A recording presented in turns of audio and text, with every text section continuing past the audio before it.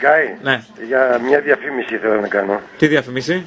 Για ένα καμπαρέ στον Πειραιά. Καμπαρέ στον Πειραιά. Πάνε ναύτες πολύ. Δεν ακούω. Έχει ναύτες πολλού, μαζεύει ναυτικό μέσα. Σκάνε μύτη με τη φρεγάτα. Ρε Μίτσο, θυμιατό πέσαμε ρε.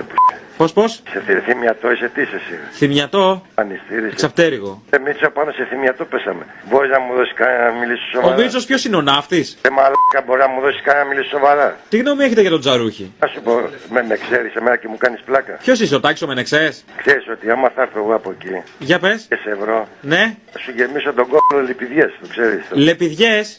Ναι. Καλέ καμπαρετζή, ήρεμα, έτσι κάνεις και στα κορίτσια. Γι' αυτό δεν πατάει ναύτης, να ξέρεις. Θα μου δώσει κάποια συνεθρό, ρε. Τις έχεις όλες τρύπιες. Ρε αρχή που να μου δώσει κάποια συνεθρό. Ωραίος τρόπος, καμπαρετζής άνθρωπος και μιλάτε έτσι. Δηλαδή ο πανεπιστημιακός πώς πρέπει να μιλάει? Ρε που πάνω σε θυμιατό πέσαμε ρε γάμο. Θα μου δώσει κάποια συνεθρό.